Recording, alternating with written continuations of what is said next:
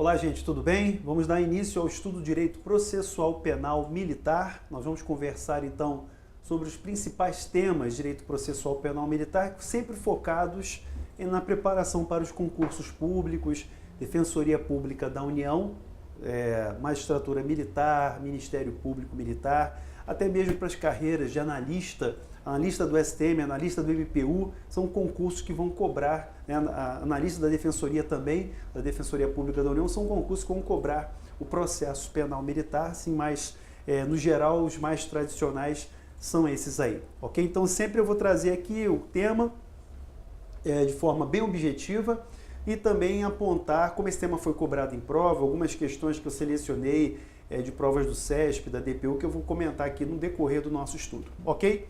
Vou começar então com a aplicação da Lei Processual Penal Militar. O artigo 1º do CPP Militar diz o seguinte, você pode acompanhar comigo aí na leitura do material. O processo penal militar reger-se-á pelas normas contidas neste Código, assim em tempo de paz como em tempo de guerra, salvo legislação especial que lhe for estritamente aplicável. Então, primeira questão aqui para a gente começar a estudar o processo penal militar é a fonte. A fonte do direito processual penal militar é o CPP militar, que é o Decreto 1002 de 69. Então, o Decreto 1002 de 1969. Então, a fonte principal, aqui, a fonte primária do direito processual penal militar, que eles chamam aqui de direito judiciário militar, é o CPP militar. Nós vamos perceber no decorrer do estudo que o CPP militar, em alguns aspectos, ele é até melhor do que o CPP comum. Em alguns momentos, ele vai se mostrar até um pouco mais garantista, um pouco mais moderno em algumas questões, mas ele também não sofreu as alterações que o CPP comum vem sofrendo nos últimos anos. Então, você sabe que aqui o Decreto 1002 de 69 é posterior ao Código de Processo Penal, que é da década de 40. O CPP comum, ele tem disposições que ainda remontam à década de 40, que é o período Vargas. O CPP militar é de 69, que remonta aos anos de chumbo da ditadura militar, aquele período, né, mais acirrado da ditadura militar. Então, assim, você tem dois diplomas que são de uma época ditatorial, sendo que o CPP militar, em alguns momentos, ele é até um pouco mais garantista, como eu vou apontar aqui, cada momento, e o CPP comum, a seu turno, vem sofrendo diversas reformas, que o CPP militar não sofreu, ok? Então nós temos, por exemplo, recente entendimento do Supremo Tribunal Federal, no HC 127.1900, que foi de fevereiro de 2016, determinando a aplicação do artigo 400 do CPP no tocante à realização do interrogatório como último ato da instrução. Isso com certeza vai cair na sua prova, isso é tema recente. O STM tinha uma súmula vedando a aplicação do artigo 400, essa súmula foi cancelada. Então, a súmula do STM, número 15, que vedava a aplicação do artigo 400 do CPP comum à esfera militar, que coloca o interrogatório como último ato da instrução, a súmula foi cancelada. Por quê? Por conta do posicionamento do Supremo. Então, a súmula durou muito pouco tempo. Ela foi logo cancelada porque em 2016 o Supremo chegou à conclusão, então decisão do plenário, afirmando que o interrogatório como meio de defesa deve ser o último ato da instrução. Tudo bem? Então, o que é necessário? O que a gente deve fazer nesse estudo aqui? Assim como no direito penal militar, que também tem um código que é da década de 60 e que não passou pelas reformas do CP comum, então a gente tem que fazer sempre uma adaptação nessa leitura, o CPP militar deve ser lido primeiro à luz da Constituição, ok? Primeiro à luz da Constituição. E deve ser filtrado para a gente retirar aqueles entulhos autoritários remanescentes que estão na letra da lei, que não foram expressamente revogados. Então, a gente tem que fazer primeiro uma leitura conforme a Constituição, uma filtragem à luz da Constituição, deixando de fora aquilo que não é compatível. Várias vezes aqui você vai perceber que a gente vai discutir a constitucionalidade de determinado dispositivo. Então, temos que fazer sempre isso. Segundo, Algumas disposições do CPP comum nós podemos aplicar à esfera militar. Esse caso do artigo 400, em que o Supremo, no HC 127.900, 127.900, resolveu essa questão, é claro, modulou os efeitos da decisão a partir da publicação desse acórdão, aqueles processos que não tivessem com a instrução encerrada. Então houve aí o Supremo fez uma certa modulação do efeito desse seu posicionamento, ok? Mas, de qualquer forma, doravante, a regra é essa. Tudo bem? Agora, algumas disposições do CPP são compatíveis, outras não são compatíveis. Uma questão que a gente pode ver também na prática, você pode pegar a jurisprudência do STM, pode pegar a questão de prova de concurso e a aplicação do 366 do CPP. Ela é incompatível. Então, não posso aplicar o 366 do CPP, que determina a suspensão do processo do prazo prescricional do réu que, citado por edital, não comparece nem constitui advogado. Essa regra não se aplica à esfera militar. Primeiro, porque o CPP militar tem regra expressa, específica, e nesse caso haverá revelia. Aqui não há suspensão do processo pela ausência, nesse caso, por ausência, ok? Então, não se aplica o 366 do CPP comum à esfera militar, sobretudo porque ele tem uma norma penal gravosa, ele é híbrido. O 366 tem natureza híbrida e ele encerra uma norma gravosa, que é a suspensão da prescrição. Então não posso aplicá-lo porque eu vou prejudicar o réu. Vou trazer esse sistema que é da esfera comum para a esfera militar sem lacuna. A esfera militar não tem lacuna quanto ao tema. A solução é o edital e mesmo citado por edital, não comparece, não constitui advogado, ele vai ser julgado à revelia. Nomeia seu advogado, o defensor público, e segue o processo à revelia sem suspensão, que é uma norma que vai trazer um gravame, que é a suspensão do prazo prescricional. Ok? Então, 366 do CPP não se aplica à esfera militar. Beleza? Agora, o artigo 1º diz que o processo penal militar reger-se-á pelas regras, pelas normas contidas neste Código, em tempo de paz e em tempo de guerra. Lembrando que o procedimento de tempo de guerra, normalmente a gente não vai estudar, até porque ele não vai ser cobrado em prova. Ele não entra nos editais, ok? Tem um livro interessante do professor Cícero Coimbra. Então, se você quer uma referência bibliográfica, inclusive nesse primeiro momento de aula aqui, eu acho que hoje, né, o livro do Cícero Coimbra, assim, em termos de um material mais extenso, é indicado, ok? Ele é membro do Ministério Público Militar, foi juiz, auditor, então ele tem a experiência aí na área e foi militar também, então assim, é um doutrinador que está despontando aí nessa seara do penal e do processo penal militar. Então é da editora Saraiva, Cícero Coimbra. Recomendo aí o Manual de Direito Processual Penal de Cícero Coimbra, e ele só trata do tempo de paz, então procedimento de tempo de paz, ok? Então recomendo aí para uma leitura complementar, um material mais extenso, ok? Existem outros materiais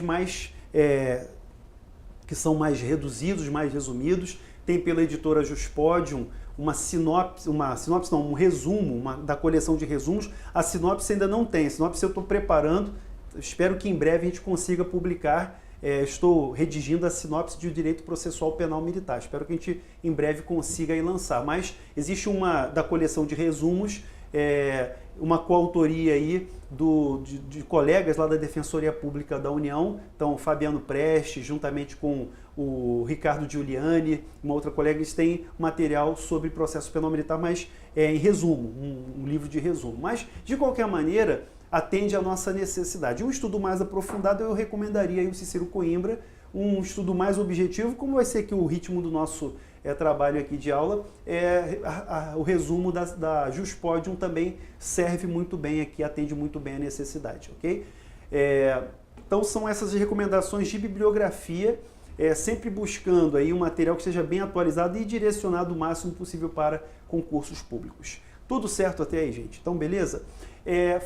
Voltando aqui à matéria, em tempo de paz como em tempo de guerra. Então, o procedimento de tempo de guerra não vai ser objeto de estudo, porque ele não entra normalmente nos editais, tá bom? Agora, o tempo de paz, nós temos o procedimento comum ordinário e dois procedimentos que são sumaríssimos de deserção e insubmissão. Então, dois procedimentos especiais que são sumaríssimos para deserção e para insubmissão, que a gente vai estudar também aqui no decorrer da matéria. Outra questão importante, então, na aplicação da lei penal, da lei processual penal militar, como fonte básica, então, CPPM, mas o legislador diz assim, olha, salvo legislação especial que lhe for estritamente aplicável. O CPP comum não é legislação especial, mas ele tem uma aplicação subsidiária, que a gente vai ver já já na sequência. Agora, me dê exemplo de uma legislação especial estritamente aplicável ao processo penal militar, cumprindo essa parte final aqui do artigo 1º. Dê um exemplo aí. Boa, gostei. Primeiro exemplo, a Lei 8457 de 92. Muito bem. Marcelo, o que é a Lei 8457 de 92? É a Lei de Organização da JMU. Então, um exemplo aqui para a aplicação do artigo 1º. Exemplo, então, Lei 8457 de 92. É a Lei de Organização da JMU. Então, essa é uma lei especial, estritamente aplicável ao processo penal militar. Muitas disposições,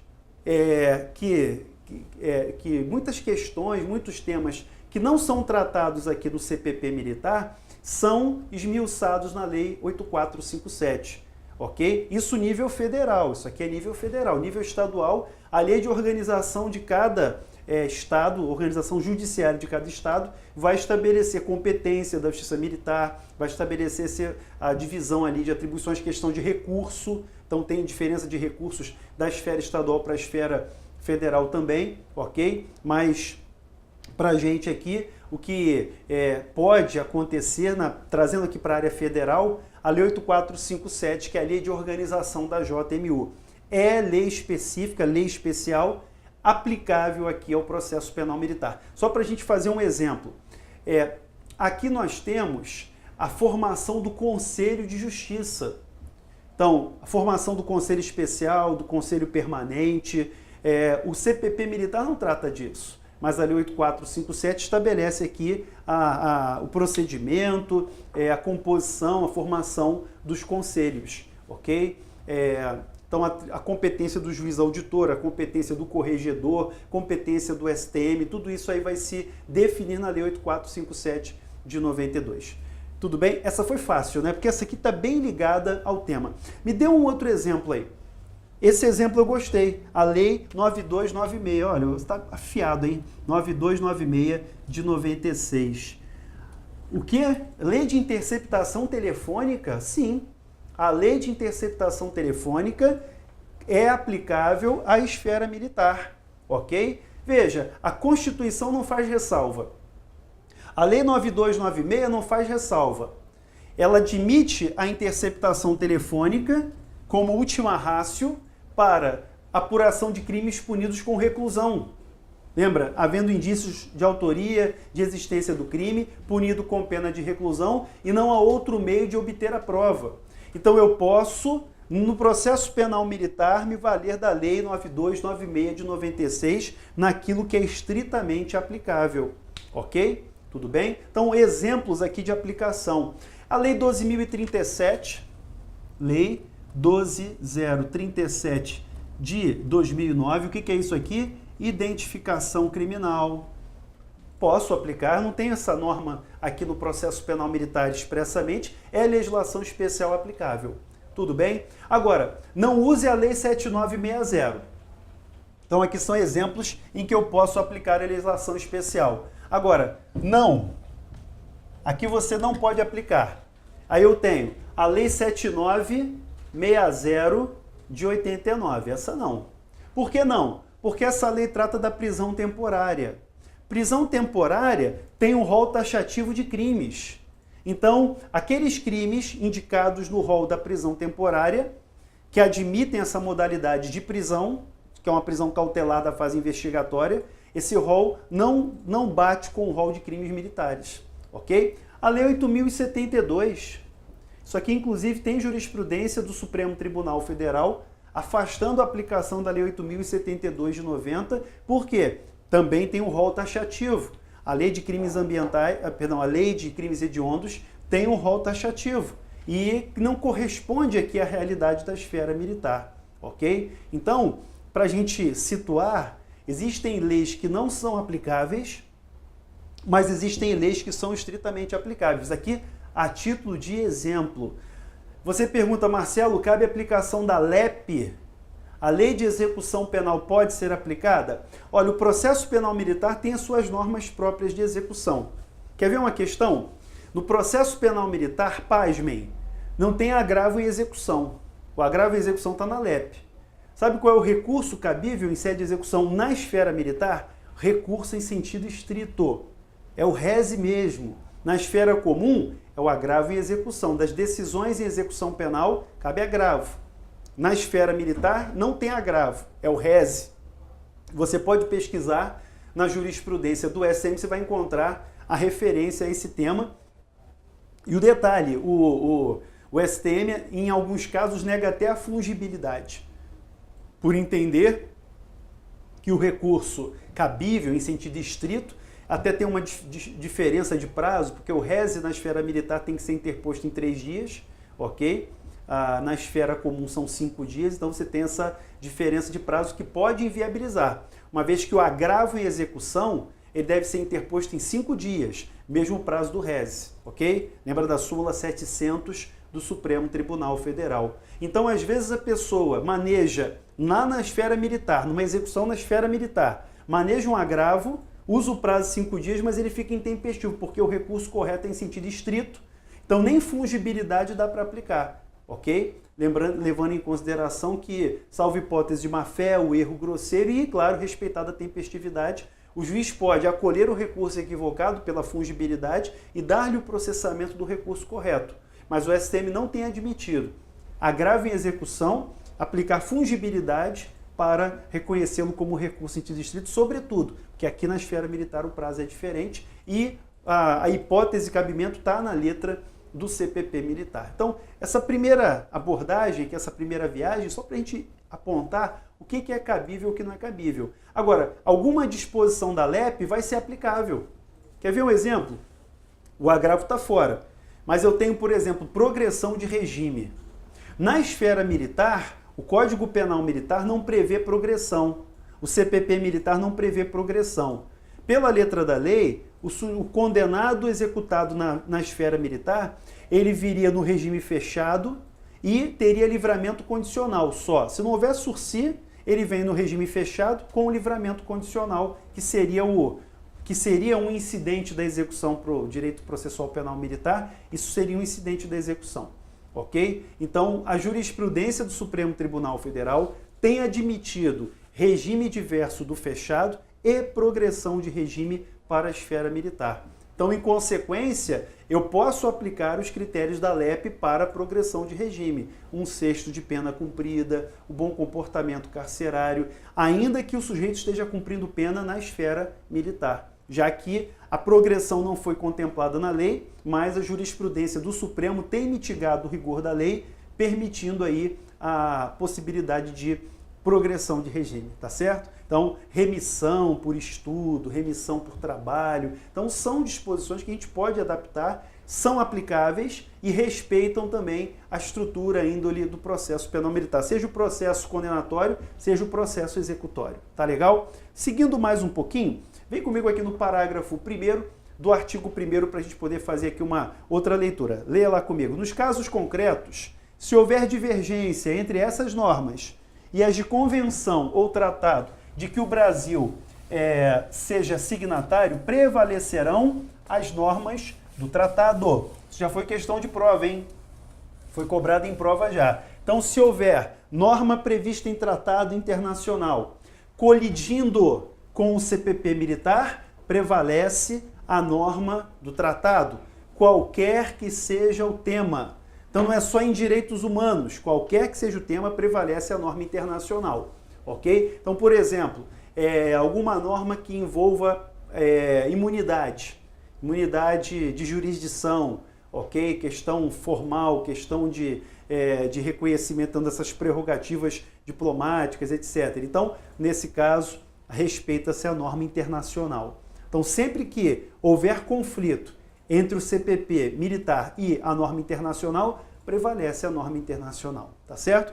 Parágrafo 2º, ele fala que se aplica subsidiariamente o CPP militar os processos regulados em leis especiais, o que é raríssimo, né? Aqui ele está dizendo o seguinte: se eu tenho um procedimento previsto em lei especial, eu posso aplicar subsidiariamente CPP militar, o que na verdade é quase que impossível, ok? Até porque o processo penal militar já é especial em relação ao processo penal comum. Então, normalmente, é claro, se for algum procedimento previsto em lei especial, que nós não temos, algum procedimento previsto em lei especial aplicável à esfera militar, subsidiariamente o CPP militar seria aplicado, ok? Na prática, nós não temos essa hipótese. A Lei 8457, na verdade, é que complementa o CPP militar e não o CPP militar que complementaria a 8457. Essa relação, então, é praticamente inviável, mas está registrada aí a letra da lei. O artigo 2º trata da interpretação da lei. Vamos ler lá o artigo 2º? Então, leia comigo. A lei de processo penal militar deve ser interpretada no sentido literal. Termos técnicos hão de ser entendidos em sua acepção especial, salvo se evidentemente empregados com outra significação. Então, para aí e pensa comigo. Antiguidade. Lembra daquele ditado? Antiguidade é posto. Então, antiguidade para o militar é hierarquia. Então, quando eu falo que o fulano é mais antigo, estou falando que hierarquicamente ele é superior. Ok? Ainda que no mesmo posto tenham alguém que é mais antigo. Não existem dois militares na mesma situação hierárquica. Tem sempre o mais antigo e o mais moderno. Ok? Então, quando eu falo de antiguidade na acepção militar, é um conceito, um significado especial. A não ser que expressamente eu esteja utilizando antiguidade no sentido, né, em outra dimensão aí, por exemplo, como uma peça de arte, uma peça, né, de uma obra da antiguidade, etc. Aí eu estou falando de uma época da história, ok? Mas para os militares, a antiguidade é hierarquia. Então, mais antigo, mais moderno, são terminologias militares. Então, eu posso usar, isso é até facilmente, aí, né, é claro que intuitivo, né? Porque algumas expressões do jargão militar também vão ser empregadas aqui na esfera processual, ok? Então, por exemplo, você vai ver que na instalação do conselho, o presidente descoberto é sem a cobertura. Cobertura é o boné, é o chapéu que o militar usa, ok? No ambiente fechado, normalmente o militar tem que tirar a cobertura, o boné. Então, veja, na sala de sessão da Justiça Militar, diz lá que a instalação do conselho, o presidente descoberto, então descoberto significa sem a cobertura, sem o chapéu, fará o compromisso ali do julgamento. E os outros militares dirão, eu assim o prometo. O Código de Processo Penal Militar também prevê a interpretação não literal, extensiva ou restritiva, e o parágrafo 1º do artigo 2º trata do tema. Praticamente aqui a leitura, né, já nos dá essa informação. Admitir-se-á interpretação extensiva ou restritiva conforme, né, quando for manifesto. No primeiro caso, que a expressão da lei é mais estrita, ou seja, o legislador disse menos do que queria, vou fazer uma interpretação extensiva. E no caso da restritiva, quando ele disse mais do que queria. Então, dependendo ali do dispositivo, a gente vai fazer uma análise, uma interpretação não literal. Ok? Então, o CPP militar admite a interpretação extensiva ou restritiva conforme o caso. Agora, tem uma restrição no parágrafo 2º, vamos ler o parágrafo 2º. Não é, porém, admissível qualquer dessas interpretações quando? Então, inadmissibilidade de interpretação não literal. Então, 3 situações. Cercear a defesa, então, a interpretação não literal que cerceia a defesa, prejudicar ou alterar o curso normal do processo ou lhe desvirtuar a natureza, ok? Ou desfigurar de plano os fundamentos da acusação que deram origem ao processo. Então, veja só. Primeiro caso, cerceamento de defesa. Uma interpretação extensiva ou restritiva que cause cerceamento de defesa não vai ser admitida. Por exemplo, hipóteses que admitem liberdade provisória. Por exemplo, uma questão interessante que a gente pode fazer aqui para ilustrar é o número de testemunhas. O CPP militar indica um número de testemunhas para a defesa que é inferior aos das testemunhas de acusação. É óbvio que, em homenagem à paridade de armas, o número de testemunhas de defesa tem que ser o mesmo da acusação, ok? São 6 testemunhas por fato. Então, 6 da acusação por fato, 6 da defesa. Então, fazemos uma interpretação, na verdade, corrigindo, né? Dando aqui a paridade de armas e corrigindo o equívoco do legislador. Como eu falei, trata-se de um código de período ditatorial, código que ainda tem um ranço autoritário aí e ele precisa ser atualizado. E aí, esse é um exemplo de uma disposição em que o legislador dá um número de testemunhas inferior para a defesa e a gente tem que corrigi-lo, equiparando ao número de testemunhas da acusação. Tudo bem? Quando houver a desfiguração de plano dos fundamentos da acusação, então, também, além do cerceamento de defesa, também essa distorção dos fundamentos da acusação do processo, então isso vai ser também objeto de interpretação literal. E quando a interpretação não literal prejudicar o curso normal do processo, ok? Então a gente não pode utilizar a interpretação não literal quando causar tumulto processual ou desfigurar aqui a natureza do processo penal militar. Então, o processo penal militar ele tem características muito próprias. Ele é especial em relação ao processo penal comum. Então, por exemplo, ele é regido pela celeridade.